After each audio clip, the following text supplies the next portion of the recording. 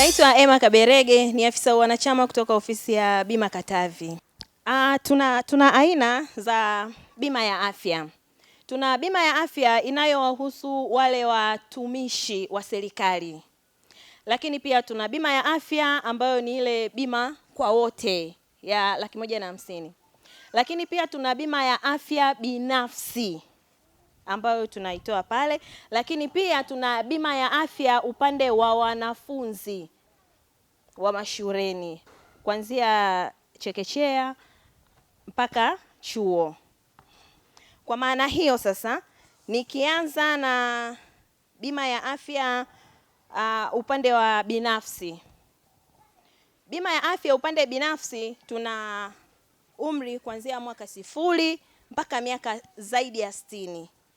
Kwa maana hiyo sasa, kwa mwenye umri wa miaka kuanzia 0 mpaka miaka 17 tuna kifurushi chao kinachoanzia 150,000. Lakini umri pia zaidi ya miaka 18 tuna vifurushi vyao kinachoanzia 168,000. Lakini pia tuna aina 5 katika hivi vifurushi ambacho ni Tarangire, Ngorongoro, Mikumi, Serengeti na Tanzanite. Kwa hiyo katika hivyo vimezingatia umri ulionao, lakini pia unachagua aina ya kifurushi ambacho unahitaji kuwa nacho kati ya Tarangire, Ngorongoro, Mikumi, Serengeti na Tanzanite. Hizo ni bima binafsi. Lakini kundi la pili tuna hii bima ambayo ni ile bima kwa wote ambayo ni ya 150,000. Bima hii kwa sasa tumeanza na kundi la watu wa TASAF ndio ambao tunaendelea kuwasajili. Lakini tunaendelea nao hao, lakini pia tutaendelea na wale pia watu binafsi.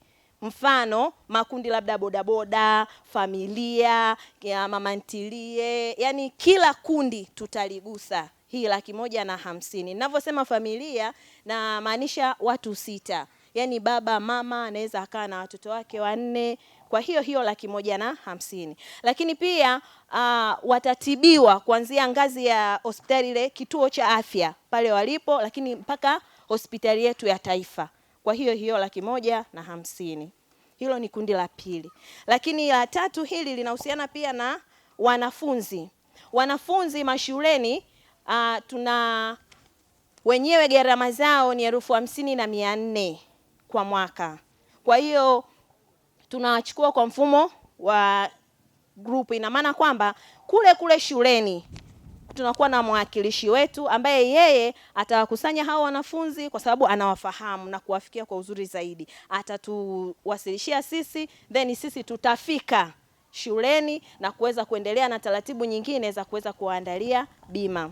Lakini pia tunakuja kwa watumishi. Watumishi wenyewe tuna mwongozo namna ya kujiunga na bima yetu ya afya kwa kutumia huduma ambayo sasa hizi inaitwa NHIF self service. Yaani huduma hii anaweza akajisajili akiwa hata nyumbani. Kwa maana hiyo ndani ya huduma hii ana uwezo wa kuwaongeza akiwa nyumbani watoto wake wa kuwazaa, baba yake na mama yake. Lakini ukija kwenye swala la wakwe pamoja na mwenza, hiyo atakuja kuchukua fomu, tutamuunganisha kupitia ofisini. Kwa hiyo karibuni sana.